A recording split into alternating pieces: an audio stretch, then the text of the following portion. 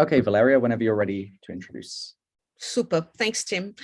Hello, everyone. I'm very pleased to have today in the Topos Colloquium, Dr. Richard Zanibbi from the Rochester Institute of Technology. Richard is going to be talking to us about mathematical information retrieval, which I think it's a subject that should be interesting to most of us that do mathematics, because searching with formulas and text is something that we all need to do. So thank you very much for coming, Richard. Take it away. Okay, thank you very much, Valeria, for the invitation. I'm looking forward to this. So I'm a professor in the Department of Computer Science at the Rochester Institute of Technology. Mathematical information retrieval has been one of my main research focuses for the last 10 years. And I'm going to give you kind of a bottom-up overview today. So I'm not going to claim to survey the whole area, but I will give you a picture of certainly what I've worked on and what I understand the main problems are. So first, let's talk about some preliminaries about mathematical information retrieval. So first, when exactly do we consider information in documents to be mathematical? So I'm just going to provide a working document, definition here, so that I can focus my discussion a little bit. I'm not claiming this is the final say.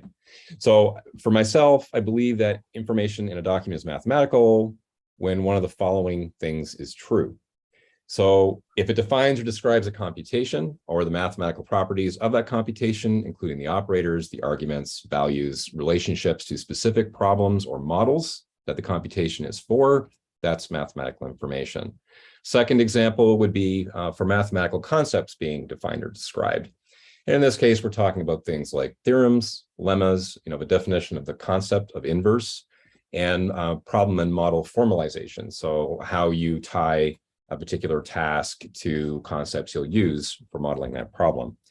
And then third is the connection of the first two things. So if you are defining or describing relationships between either computations and or concepts, then that's also mathematical information. And so the most obvious example of this is proofs, but also derivations and just explanations for and expositions on interactions of model properties, whether they're formal or informal. And so for myself, of course, I'm interested in retrieval. And so this is the place where these are the types of computations and models that I tend to think about. And those are the examples I will use today. So the focus of the talk is going to be on the first element, not because I think it's the most important, but because the focus of my work has been trying to build foundations to do more sophisticated analyses and compilation and eventually mathematical analysis. And I'll get more into that in a moment. Now, the next preliminary I want to get out of the way is a question that I kind of ignored for a little while and shouldn't have, and that's this idea of notation versus information. So if you look at a formula and you accidentally assume all of its context, you may think it contains a lot of information. But let me give you an example of a valid formula whose information is a little hard to discern when presented in isolation. So here we have the variable n, and without anything else said, that could be a lot of things, right? So the question is, if you see this in isolation, what does it represent? It's hard to tell. So let's try another example that's a little larger to sort of observe the trend. So here's another formula that's related to the previous one. And so this is just the log of n minus the log of ni. And the question for this one is, what does it compute? Now, some of you may have already guessed, given that I'm an information retrieval person. If you know anything about IR modeling, you know where this is going, but let's play along. So if you really want to understand a formula, the point here is that you need the context. You can't really interpret these things unless they are very stereotypical of a particular domain that you are already assuming, a form of context, without looking at other parts of a document that you're looking at. So here's an excerpt from a document called Understanding Inverse Document Frequency from Robertson, a famous information retrieval pioneer from 2004. And if it'll let me do this. Okay, so here's the excerpt. You see the formula at the bottom right, and then shown in blue are the parts of a document that clarify what all the elements of the formula are, and then with additional assumptions, we can determine that this is the computation for the inverse document frequency. So it turns out that in scoring search results, this is a way to apply weights to terms, where terms are words in a document. And n referred to the number of documents in a collection, and ni refers to the number of instances of a term ti. Okay, so now we have the inverse document frequency of a term is the log of the number of documents in the entire collection divided by the number of documents that contain the term. So for example, the inverse document frequency of the word inverse is the log of the size of your collection divided by the number of documents that contain the word inverse. And so the summary here, which I've already said, is that surrounding text and other contexts are absolutely necessary to interpret formulas. You can't really, though I tried for a while, get very far even in a retrieval setting if you don't consider the context. So having said that, you're now going to see a lot of work where that was the mode I operated in. And then we'll come back to future directions that will tie more into this. So given the importance of context, some work by another group I wanted to point out, actually from Berkeley, by Andrew Head and his advisor, Marty Hearst. This was presented at CHI 2021. This is the ScholarPhi system. And what ScholarPhi is a prototype that after doing some analysis of the content of a document will actually extract definitions for parts of formulas directly from a document and then allow you to view them in place. So this avoids the need to navigate around the document to find out, for example, that this VH of J refers to, or VH specifically refers to an attention head. In addition, on the right, as you can see, Marty's done a lot of important work in navigation for search. So you get results back, but then how do you use them? And of course, being able to navigate for, in this case, different places where a term might be defined or discussed is important. And so here is, for example, MH to the J and showing two definitions from other parts of the document that have been extracted, and you can actually jump to them. There's also a neat feature where you can select a mathematical term and it will gray out everything except for that term and its definition as identified by an algorithm. So yeah, so this navigation is strongly motivated by that need for context to interpret a formula. Now, the next thing I want to talk about is the user perspective, mostly for formula search, but MathIR generally. And this talks about expert and non-expert use cases. So let's first look at what, as far as I know, was the first formal ethnographic / user study of mathematical experts and math search. And this was by Zhao in JCDL in 2008. And what Zhao did as a grad student is study a small group of professors, graduate students, and librarians from the math department at the National University of Singapore. And when Zhao sent out the study, they felt they were going to find some very useful opportunities. Unfortunately, the result was disappointing. Keeping in mind this is 2008, but still, most participants that this person spoke with could not identify any scenario where they thought they would search for the formula. And reasons given for this were, first, the formulas that they use are often named, and so it's faster just to type the name. Formulas are overly specific for some information needs. If it's a very broad concept, there's not really one formula to capture it. It might be better described informally. And finally, it can be really inconvenient, certainly was then, to enter formulas using methods that were available to them. So at that time, they didn't all have iPads with handwriting recognition, but they were stuck with things like graphical editors and string-based editors, which are still common modalities for online math-aware search engines. So they found that cumbersome and thought they would prefer to use terms, and thought for the most part, things they wanted to know about, they had terminology or terms for in text. So let's now look at another study that happens about 6 years later. This was in my own lab. This was Kita Wangari's master's thesis. She did a task where she took a system that we had built that allowed people to enter formulas by hand, and then to add keywords. You can see this little box at the top right, and then search on a number of different sources on the web, including Wolfram Alpha, what was LaTeX search, Wikipedia, Google, NIST, and so on. And the task in this experiment was to do things like, we would say to the student, show them this canvas and some other conditions I'll mention in a minute, and say, go ahead and find some resources that will help your classmates struggling with binomial coefficients, right? So that you can explain how to find the value of 4 choose 2. Now let's talk about the design a little bit more. So there were 16 first or second year undergraduates who participated.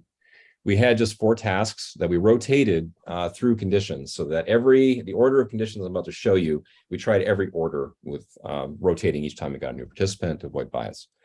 So we first started with things that were familiar. We actually had the participants come with their textbooks, notes, whatever they use for math, to the experiment site. And we allowed them to use first textbooks, notes, websites, and online web search if they wanted to try and answer the current task. In their second task, we would ask them to use an online search engine. So they had to use Google or Alpha or something like that. Between the second and the third task, we would show them the MIN interface, and there was a training session. And then we would have them go ahead and do that third task using only MIN, where again, you can search different parts of the web, the key difference being that you can enter formulas by hand. And then the last condition, they could use anything they wanted, including MIN. So the main findings, aside from, yes, people still used min in the last condition, despite the fact at that time the recognition accuracy wasn't great. We had participants self-report success, because the reality in a search setting is the way you determine how well it's gone is you ask yourself, you don't really know whether the information you compiled for an assignment was right until you get the grade back. The actual activity of doing the search is, determined by the searcher when you're done. But in terms of self-reported success, there was little difference between the first two conditions without min and the last two. And no participants used formula string encodings for search. So there were even students who knew LaTeX, they still didn't use it. And so this is consistent with what our experts in Singapore said. They, by and large, almost all of them expressed surprising amounts of appreciation for the handwritten input, especially for this task 3, because a lot of them didn't know what 4choose2 was. They didn't recognize the notation. And if they tried to type it in as bracket 42 into Google, they didn't get the result they were looking for. So being able to actually enter the formula this way, we would in the background quietly convert it to LaTeX and then search Google, they could find things that they needed. And so I was seen to provide support for this idea that this type of handwritten input may help bridge a gap for query formulation for non-experts. And so this is, I think, initially the sweet spot in terms of use cases for formula search. I do believe that when it's made easier, and I'll try and show a system in a minute that I hope makes that so, that even experts can find that useful if they just want to refine a formula, for example, at minimum, what we call a navigational query. So here's a video. I'm just going to try and jump to the point that matters. So what I'm showing you here is something called the MathDeck search interface. This is something that we developed over a number of years since that study. And what it was motivated by was, in addition to being able to enter formulas easily, you also need to be able to edit them easily. And so I had a number of students who worked on creating the system, and I'll just show you some of the operations that it provided so that formulas aren't cumbersome to work with, hopefully. I'll just try and make sure the audio is on here. It will load. So let's look at an example of inserting a formula in a rendered formula directly. So here's the Pythagorean theorem incomplete. And so we can actually just insert the 2 on the C for C squared directly by clicking on a button and then entering a LaTeX string. We can also replace sub-expressions on the canvas. So in this example, we take the Pythagorean theorem again, and we're going to replace A plus B equals C by X plus Y equals Z. And notice that the exponents aren't selected, but we've edited the selected tech, and the formula is correctly updated on the canvas and this tech panel on the right-hand side. So we can build from smaller pieces. So have multiple formulas in small bits and then put them together using the formula chips you've just seen that can also be downloaded, and canvas tabs that allow multiple formulas to be edited at once. So here's an example of downloading a chip. So once we have our formula here, we can just download it into a JPEG file, which can then be dragged directly back onto the canvas and turned back into a chip. And all the information for the chip is stored in the JPEG. There's no OCR or anything like that needed for this. So using the tabs, we can start combining formulas. So here we have 2 formulas in our tabs, convert one of them to a chip. And now we're going to drag that chip over to the tech panel and just add it to the expression directly. You can see the tech panel and the rendered formula both get updated. So the deck at the bottom of the application contains 3 views. So one is for these wiki cards that we've seen that have formulas in their names and some hidden descriptions. And then formulas that we've created or created in a separate tab that we can see and access at any time. And we can favorite some of those formulas as well. Then the third view has a symbol palette that contains symbols and expressions, all in chips that we can use as we need. Here's an example of searching wiki cards by formula. So we have a current formula on the canvas we just created. We click on cards, and now you can see that there's a bunch of formulas that have similar structures and symbols that can be seen. And this is expanding a card for the law of cosines to show that we can view more information about the formulas if we want to. We can also search wiki cards by concept name. So these titles on the cards can be searched directly. So we were looking at the Eisenstein triple and deciding to find other things that involve Eisenstein. And so we start typing and interactively filtering the cards based on the titles on the cards. So in conclusion, okay, so that's all I wanted to show for that, but just to give you a sense of the types of operations we've been trying to make so it's easy to create edit, store, reuse, and share. So those chips you saw are just images that you could include in an email, and then somebody can actually upload directly into this application. And so there are these opportunities we haven't had a chance to explore yet, where you can have whole communities of sharing these chips and cards and so on. The cards are also shareable and downloadable. Okay, so moving along. So more broadly, so what types of, when we say we have information needs, what types of things are we talking about? So Broder back in 2002 published a very well-known model in information retrieval for the types of information needs that queries tend to be targeted at, particularly for web search, but it's used broadly now. So there were three categories. The first was navigational, where you want to find a specific resource. A classic example is refinding a web page just by using a word that you think appears on it. Transactional is where you want to get to a website where you actually engage in a transaction, like buying something. And finally, informational is where you want to actually learn about a subject. You want to be informed about it. So for navigational queries in math, there's of course web page search, find a web page, find a specific document, find a video, find an audio recording, find a resource, right? For transactional types of information needs, there's formula entry, evaluating and plotting a formula, say in Wolfram Alpha, simplification of a formula, and interactive theorem proving. Finally, for information needs, which tend to be the most complex, because in both cases here, you're trying to find a resource and or facilitate interacting with one. And then finally, in the last case, we want to try and describe and learn about the foundations of something. So for example, how to compute an expression. So an integral that a student doesn't know how to evaluate. What's the process for that? Go find it. Symbol and operation definitions, concept names associated with a formula, when a function is not differentiable, who is Gauss, P equal to NP, and so on. So a large variety of topics and tasks there that you may want to learn about so that you can be more expert on the subject. So the next thing I want to talk about was formula representations. So talking about how we encode and store math when we're going to do search and just more generally. And of course, I have every confidence that at the Topos Institute, you were all familiar with most or all of these. So first, let's go back to this excerpt that we had before. And let's focus on these two parts of this excerpt. So the first sentence of the excerpt defines N, Ti, and Ni, and then we have the formula at the bottom. What I'm going to do for the sake of space for this example is we're going to completely elide or ignore the stuff left in white here. So the way that as an information retrieval person on the computing side, you think about this is just a sequence of tokens that are either words or formulas. So what was a document with spatial information and so on? The spatial information becomes attributes we might use, but for the most part, we treat the document as a sequence of words. And in this case, a sequence of words and formulas. So we'll refer to that to tokens as tokens to be more general. So here is the token for assume. There are first formula N, documents in the collection, and that term, second formula Ti, occurs in third formula Ni. And here, after a gap, we've got an elision. Go through the sequence, we get to formula 4, which is the IDF formula. Okay, and then here, of course, is the token representing the formula number. So this is the space that we're operating in when we're trying to represent formulas and their context in a collection to use in an index for search. So let's talk about the different ways we can represent formulas in this setting. So we're going to imagine in the first place that the document is going to be treated as a sequence of tokens, some of which are formulas. So the next question is, how do we represent the formulas? Because we got some choices. So the most natural way, and I think the way most people, when we talk about this, think about is what's called an operator tree. So an operator tree talks about how to evaluate the formula, the hierarchy of operations. So this is effectively the operation syntax.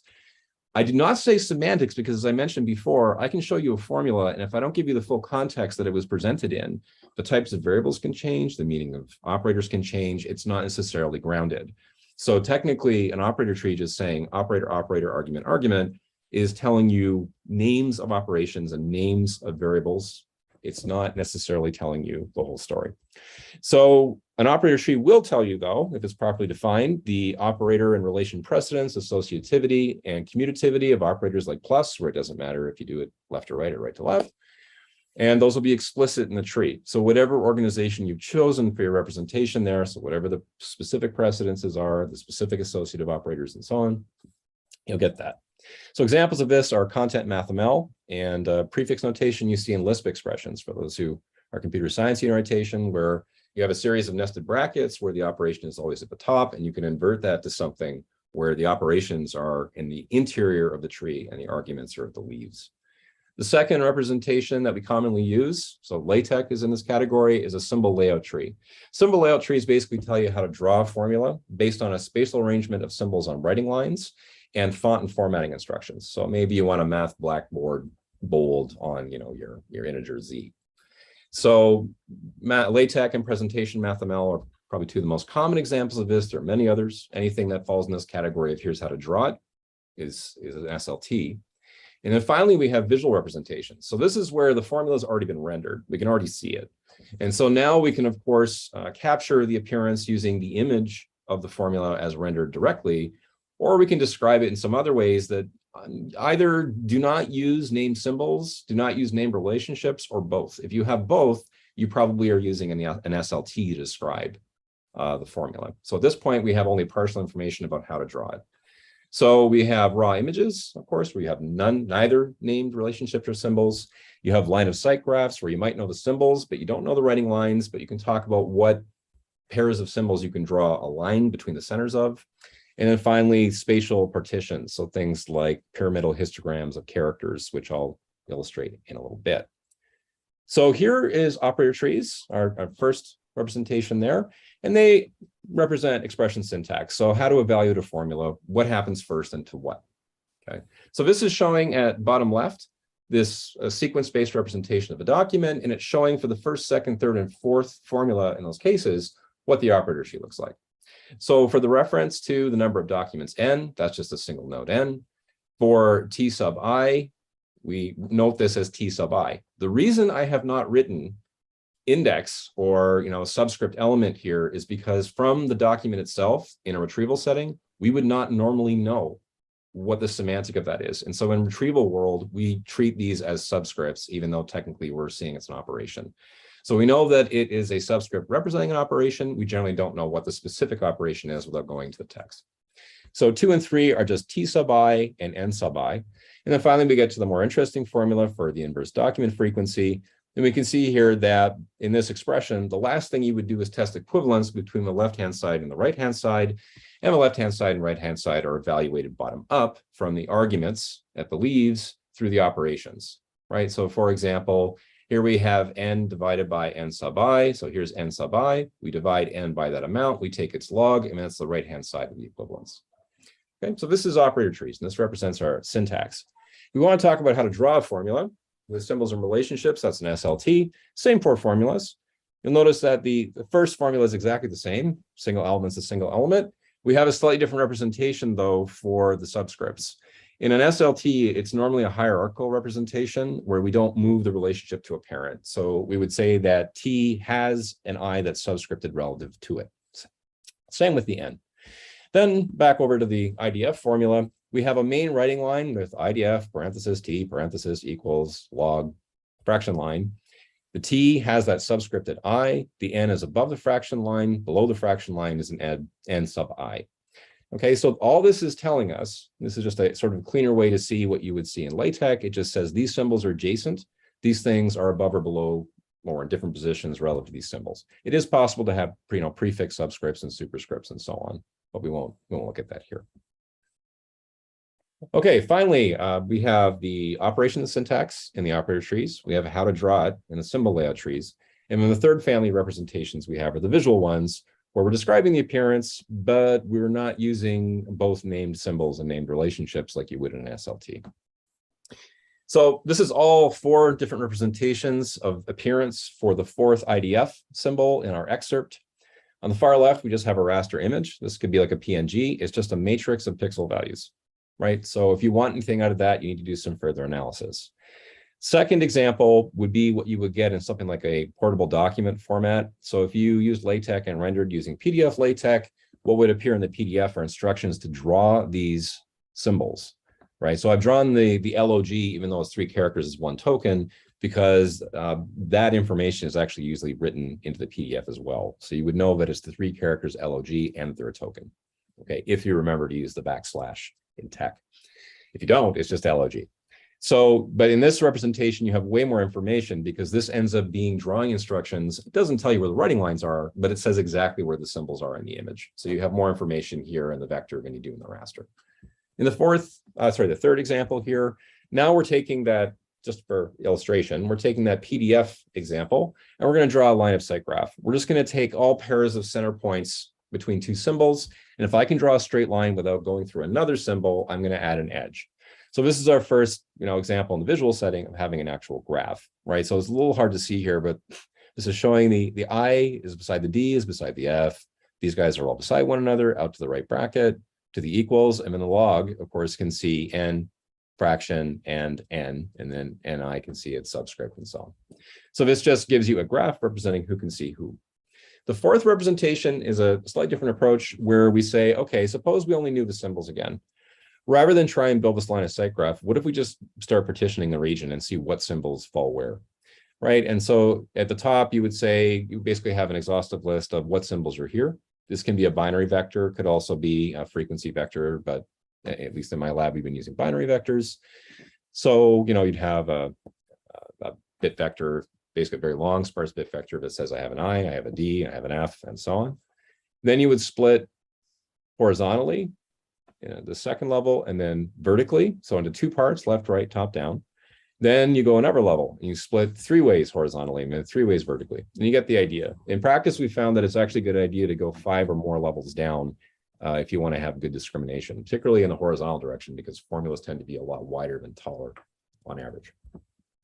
Okay, believe it or not, this simple representation does surprisingly well in practice, and we're continuing to look at that along with some of these other representations in my group.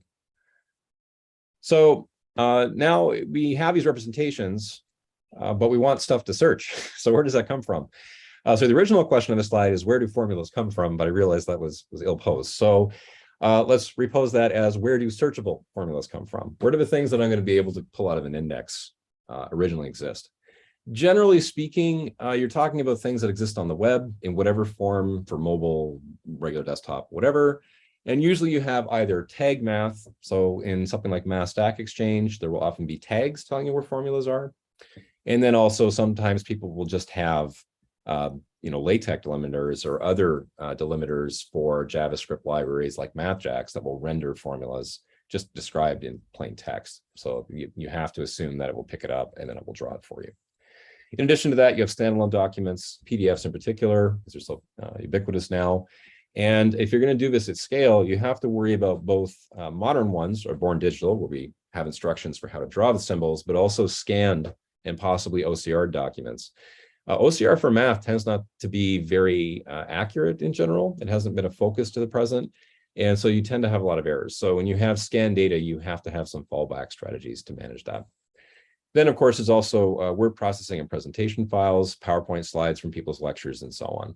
Course notes. You get the idea. Finally, something else that's important that I did some work on a while ago and hope to resume in the not too distant future is videos. So we have a lot of math courses and other technical lectures that have mathematical content. It would be nice to be able to search that content, using formulas. Okay, and we'll talk about that. One thing on the bottom right, just a quick plug here. We do have some tools around processing some of these different document types. In particular, we have this tool to pull out symbols from PDF documents called Symbol Scraper, and it's available from this URL. So let's now talk about different types of indices. So there are really, in information retrieval generally, there are a lot of varieties, but there are 2 basic approaches that get taken most of the time if you don't get into all the details. So you have first this symbolic inverted index, and these are often called sparse vectors, where you have some vocabulary of symbols and relationships or tuples over those. And you basically create a mapping, a table, that will map these keys defined over this vocabulary or tuples of the vocabulary, and then return inverted lists representing, in our case, the formulas, but traditionally, the documents that contain a particular word. So for example, here's the symbol zeta, and in a symbolic inverted index, you might have for every symbol a mapping from that symbol to the documents that it contains. They're usually sorted for reasons of accelerating, sorted by identifier, by the way, not mathematical content so that you can do faster retrieval algorithms and pruning and things like that. So the ordering of the integers in these lists is actually significant. In the second example, we imagine that we're indexing a formula. Maybe it's from an operator tree and it's representing x times 2. And so we find that formula 1, formula 3, formula 99, and so on contains it. And then the last example here is just a slightly longer tuple to quickly convey this idea that in addition to just symbols and pairs, you can index paths, and that's been done quite a bit in the math retrieval literature. So this is showing the key x to the k plus 2 represented as the 4 symbols and the path that goes from x through 2. So you go x superscript to the k, horizontally adjacent plus, horizontally adjacent 2, and then that's your representation for that key. And so that would then map to formula 1, 3, 99, and all the others that contain it. So that's the first traditional and maybe until very recently most common type of index. And these days, now that computation has gotten cheaper and faster and we have GPUs and fun things like that, spatial inverted indices have become very, very popular. So these are often called dense vectors, and they simply amount to we're going to represent items that we want to retrieve in Euclidean space. And then we're going to use nearest neighbor methods to find things that are similar, usually with some form of pruning, so we're not doing exhaustive comparisons on every search. So here we're going to map our keys as vectors, map keys to vectors, and then we go to the embedding space and say, what other vectors are near this? And an important thing for both of these types of indices I didn't mention is, of course, you can index different levels of granularity. You can index whole formulas, you can index symbols, you can index subpaths, you can index sub-expressions. Many different techniques take different approaches, but fundamentally all you're changing is what's in the key, okay? So for the same examples we saw for the symbolic inverted index, let's now look at the spatial cases. So here I have my very, very quick and dirty representation shown with the orange arrow and the list of numbers, an embedding of zeta into a vector. In this case, it's binary, just for illustration. And it might be exactly the same formulas you had over here. The difference is that when we go to find these formulas, this lookup operation, that will be a nearest neighbor lookup and sometimes done in real time, especially of a large index that you're updating. There are now tools like the Facebook AI similarity search library, Feist, to do very large at-scale nearest neighbor retrieval, which is what makes this possible. Not just their tool, but methods that do that. Approximate nearest neighbor techniques that are very fast. So second example are x times 2, same idea. That tuple would get embedded into a vector. This is a dense vector, right? They have a fixed dimensionality so that all items are in the same space. And this would also, again, when you go and find the neighbors, you could identify the things that you could retrieve. And then finally, the same thing for our x to the k plus 2. We take that larger tuple, we embed that into a vector. And then in the vector space, we can find that formula 1, 3, and 99 are closest to that, have something that's closest to that path. So that might be another path from another formula. Formula 1 might actually have 50 paths if it's a very large expression. So this is just a quick illustration of one of the most common ways to start doing formula retrieval, whether you embed or not, is to just take a tree and break it into its constituent parts. So what you're seeing here is our IDF formula, and we've just cut out all paths of length 1 and all paths of length 2 in the graph. And the idea being that here we're defining all the keys that we will put in the index to associate with this formula, right? And of course, as you might wonder, do unique formulas get put together? For systems of scale, normally, yes. So you would, instead of it being a mapping to every instance, you'd be more likely to map to a representation of this formula, because it's very common in information retrieval. And then you would have a separate index to look up instances, and you could use other information to score and prefer one document or page over another. So just looking at the formula here, because we're using the symbol layout tree, we're just looking at the main rating line to start. So IDF with the first bracket, bracket with T, T with the closed bracket, closed bracket with equals, and so on. And this is showing that the subscript for TI and NI get indexed separately, and the N above the fraction line and the little n below the fraction line, and so on. So we just kick this formula, cut it up into its little parts, right, overlapping with a window here. Do that for size 1, maybe do it for size 2. Some techniques will go all the way out to the maximum path length. Some will try and shorten the paths. In practice, people do find that after length 2, you don't see a whole lot of improvement, but you get a lot more increase in computational cost if you're doing it sequentially. Okay, so let's now talk about query by expression. So we've got these ways to represent formulas. We've got these ways to create these indices. We've just seen one example of a way you might cut up into parts that you might use directly, or you might embed first and then use a spatial index instead of a symbolic one. But let's just talk about basic strategy. And I'm actually going to show you an example, not in document search, but something else. So what's the basic strategy in a formula search? So one of the things I've always found very fascinating about retrieval algorithms is I think it takes a lot of, it has taken a lot of sophistication by a lot of smart people to realize how simply this can be done. And then once described, it looks trivial, but it's not, because of course, all the exceptions and cases for your particular domain are always, tricky. But so here is a very, very high level cut on what you need to do once you've built these formula indices to do search. So step one is you just convert the query into your desired representations. Many modern methods will use more than one, as I think will be a surprise to no one. If you represent the operations and the appearance, you're more likely to hit queries where people might have different needs. Some people might be trying to find an exact formula. SLT is great then. Other people may be trying to find a type of computation and can't remember the appearance of the formula. That's when the OPT is useful. And then if somebody's really just browsing, or say a student really doesn't know what this thing is and they just want to find similar formulas, visual search can be very, very useful. So decomposing representations in the search keys, as we just saw, is the next step. So you cut up your trees somehow, or your representations of appearance somehow. You then convert those into tuples or vectors, and then you create your symbolic or spatial indices. Some methods will use both. So just like diversity and representation can be beneficial, so can diversity and indexing method. Just as a really quick aside here, an unsurprising result that we see over and over again is if you have a very concrete requirement or a close match to the query formula that you want to see, specific tuples and concrete descriptions of structure tend to produce better results. However, if you really want to do similarity search and find things that might only be related indirectly without having exactly the form of the operator tree or the SLT, it can be a very good idea to use embeddings. So many state-of-the-art techniques currently use an embedding, whether it's with BERT or with fast text or whatever, and then we'll re-rank it using a concrete measure of similarity so that you get things that are closer to the original query, but then you have more candidates that are less directly similar physically to the query. Once you have this decomposition into your keys, you look up in the index, your symbolic or spatial inverted indices, which of these keys or embedded keys match, and then you compile the formulas that have the hits. And there's a lot of clever tricks about how to do that in parallel and in pieces and to make that quick. Final step, of course, is to score and rank. So at this point, you have your compiled matches. If you are doing this in a sophisticated way, you are probably pruning matches as you compile based on score, using things like max score or the weak and heuristics. So you score your match formulas, usually applying some type of constraint to avoid evaluating your whole index, which is slow.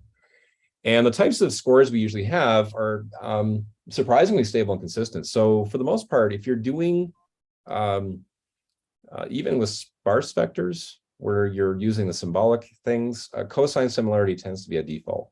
If you're trying to compare two things, normalize the lengths of the vectors, representing your documents or your formulas in our case, and then use the cosine similarity, which is just a dot product of the normalized formulas. And that tends to work very well. It's fast to compute. You can parallelize it on things like GPUs, and it's very effective.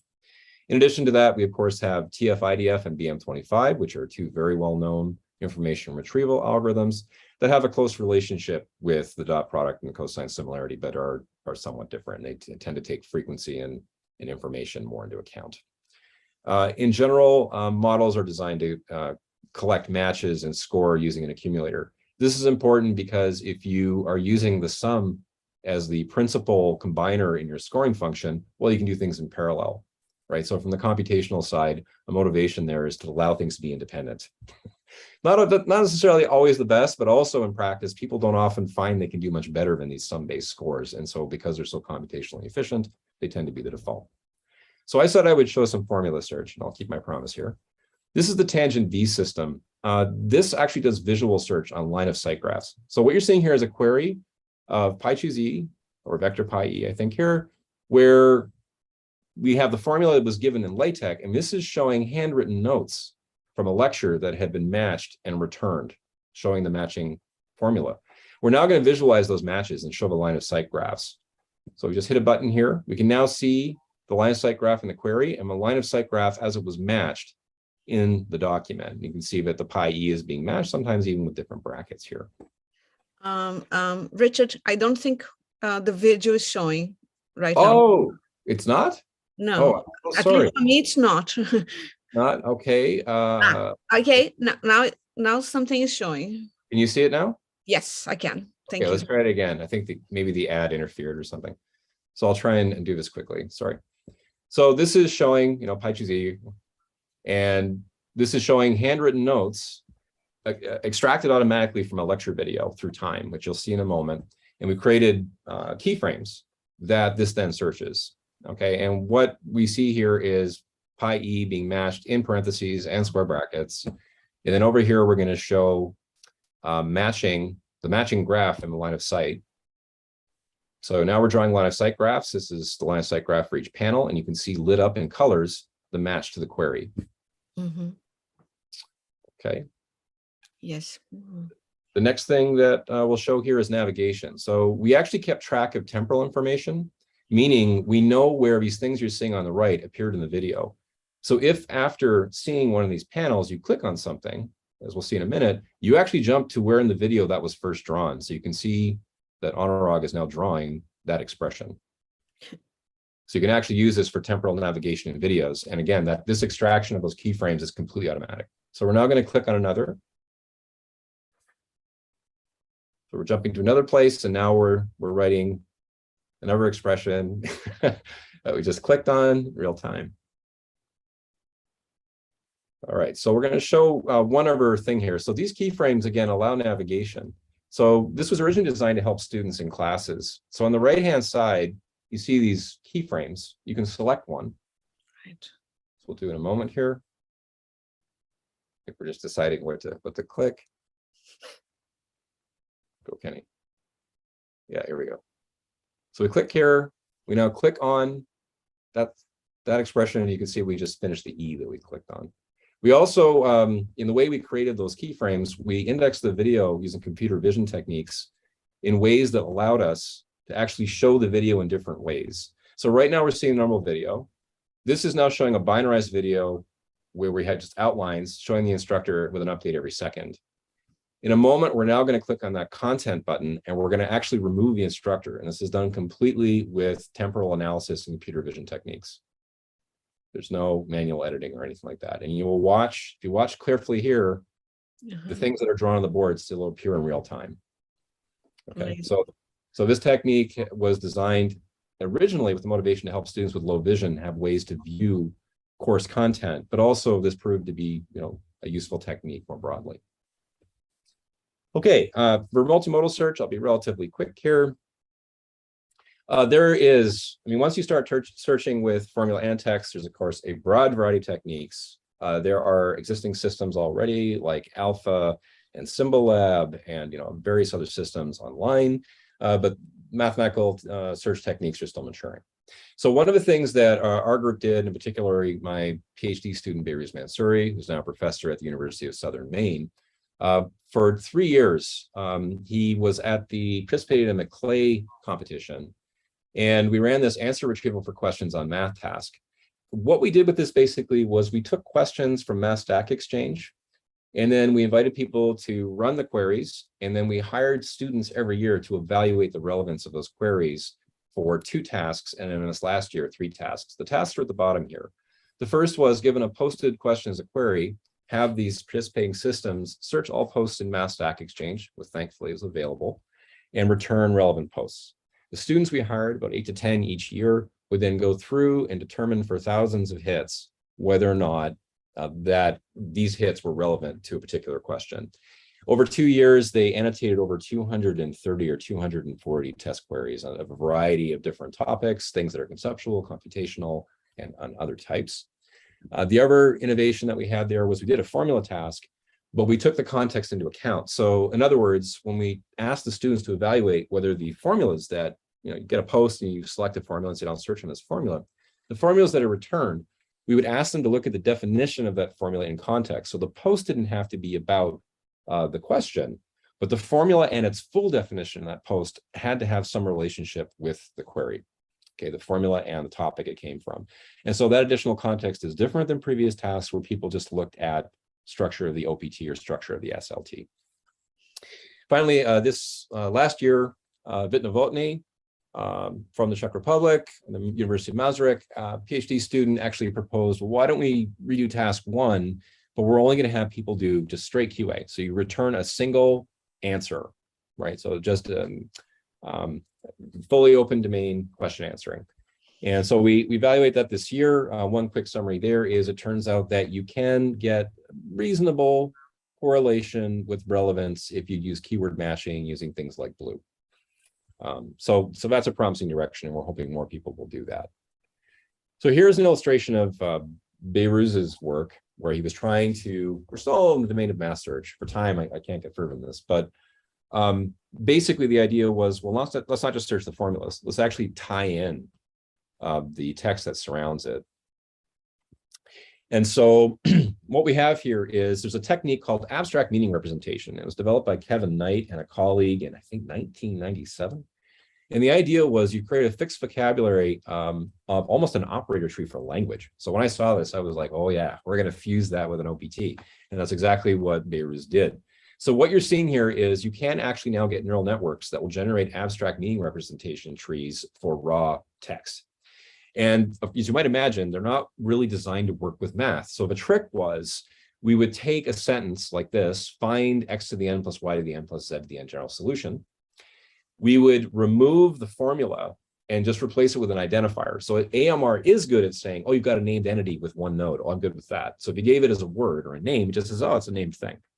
And so what you get when you parse this sentence with the AMR is it says, you find this thing. It's an imperative command. That thing is a solution, a general solution to this equation. And so what Behruz did is he would separately parse the operator tree, and then he would glue them together. And you probably all know where this is going.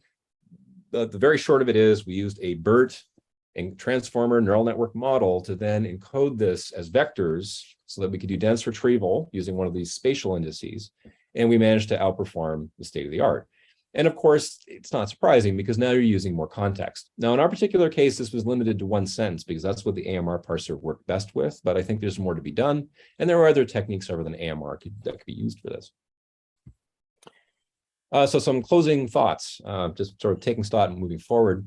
So you all recall this. A key theme is I've shown a lot of things that I hope are of some interest, but more context is needed. You know, everything I've shown you is pretty low-level features. And I think I do want to say that a lot of this stuff wasn't there, so I don't regret it. But I am looking forward to moving things into a more, I hesitate to say semantic, but discourse-oriented space. So let's just look at some nice examples from Meadows and Freitas. There's this nice survey they published on mathematical information processing, and particularly natural language processing with math this year. And they have this nice figure 1, that shows some examples of tasks that there's some work on, but there's progress needed in. So we were talking about formula retrieval mostly, but there's also extracting identifier definitions, you know, these things I had highlighted in blue over here. Then there's natural language premise selection. If you're trying to start to get into argumentation for math, solving math word problems, and then informal theorem proving, which is something I am not super aware of, but on a brief scan looks pretty neat. So trying to take excerpts and then assemble proofs directly from sources from excerpts. So that's the end of my slides. I want to thank Valeria very much for inviting me. I definitely welcome the opportunity to talk about this work. I want to thank my collaborators in the Master project that helped create a number of the things you saw. So that's Anurag, Lee, Doug, and Jean. And the advisory board, which were Marty, Frank, and Michael, and my many, many students, in addition to Behruz, who have worked on the systems you saw today. Our lab link is here at the bottom here. And I want to acknowledge the NSF and the Sloan Foundation for their support. Okay, thank you very much. If there are any questions, I would be happy to answer them. Well, thank you very much, Richard. That's been a brilliant tour of lots of interesting stuff. Tim, are you there? Can you? Yes, I am. You should perhaps Richard should kind of stop sharing so that we can have. Yes. Yeah, please. If that's okay. I can always bring it back up later, I guess. Fantastic.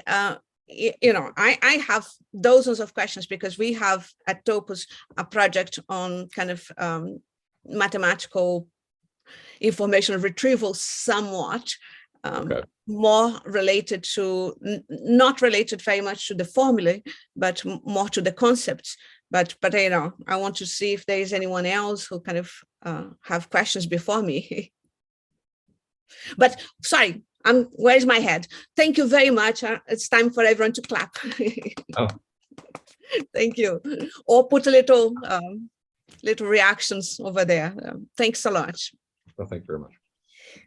So I will say, while we wait for questions, I just want to say, I just want to express how cool certain parts of that talk were. I really enjoyed, from like an accessibility point of view, this thing you can do, like working with videos is, I don't know, I've always assumed that because it's so hard to work with mathematical retrieval in text, that videos would be, you know, that's like 5 generations of work away or whatever. So it's really, really exciting to see that you can actually do some really incredible stuff with this now. Like, that was super. Yeah, the reason I was foolish enough to try is I just had this hypothesis that the visual statistics were unique enough that you could get away with it. And it turns out, at least in a single camera, a single instructor setting, that seems to be okay. It gets a lot harder if you have 4 cameras in a large classroom that stitched together. But even then, you can do some registration. So yeah, thank you. I'm glad you like that word. Okay, sure. Right. So can I be a little bit nasty because I don't see anyone? If you see anyone asking questions, let me know. But I can be a little bit nastier because I think, you know, AMR, it is one kind of semantics for natural language. It's not the only. It's the most modern one. No. It was a tool. No, I'm not a believer in AMR. It was a tool. No. Right. But the thing is this. So the advantage of AMR, like from a modeling perspective, is in addition to getting the structure of the argument, it reduces the size of a sentence and the variance of the sentences that you learn from. So it makes the embeddings a little bit better because you have less variance in your but any semantics would do that, Richard, right? You know, any good semantics would do the same of reducing the size and stuff. No, absolutely. I'm just pointing out that representation also, in addition, maps directly to like an LPT. And I hadn't heard about math and AMR yet, so it's kind of really cool to hear that there is such a thing. And I think it might even be better because some of the things that I have a problem with might not exist here. But one of the main problems is negation. They are very bad at negation, so I need to see what happens there. But so, you know, I think you're right, kind of, you know, you're right both in saying we have to do discourse and in saying maybe I'm not kind of brave enough to say semantics, but you know, that's what we want, right? And you know, absolutely. Hopefully some of your wonderful techniques will help because, you know, at least we have LaTeX sort of form. When we have the LaTeX sort of formula, we have much more information than we are kind of giving credit for. So I don't know. Well, now we start having lots of questions, but you know, so my question was about this business of, you know, how much you need to depend on a tree of representations or not. Well, I don't think you do. I do think you need a graph of some sort if you want to establish relationships, though. So I'm not married to trees. They're just very a natural way that people use because we're comfortable with them to represent math, right? I could imagine forcing things into sequences doesn't seem to be very promising, and people keep trying to do it. So I know, for example, like an open question with not just math, but many types of retrieval is, you know, if you can use the graph directly in something like a graph neural net, why force it into a sequence and lose the relationships? I think that's the more important thing. Well, thank you. That's kind of really cool. I think David was the first one asking a question. Go ahead, David. Thanks. This is really cool. I came in a little late, but I was wondering, did you say, or could you say how these techniques are being deployed? Like how, like this video thing, how can people interact with that? So my former PhD, Kenny Diaz, is a professor at Unitec right now in Honduras, and I think he's continuing his research program there. The code is open source. We never got to the point where we scaled it for release, but if that's something people are interested in, it's a conversation I'd be willing to have. So the short answer is you can get it now, but it's a prototype. I see. Cool. Yeah. Congrats. No. I think Jacob also wants to ask a question. Jacob, you're muted yet, still. Oh. Hi. Hi. So you mentioned that, I missed a few parts, I got pulled away, but you mentioned that you build an operator tree as the syntax of an expression before applying the semantics to it, because the semantics is context dependent. Right. But there are also cases where the syntax can be context dependent. So do you have insight on the cases where the syntax and the semantics interact in a cyclical way or in a non-iterative way?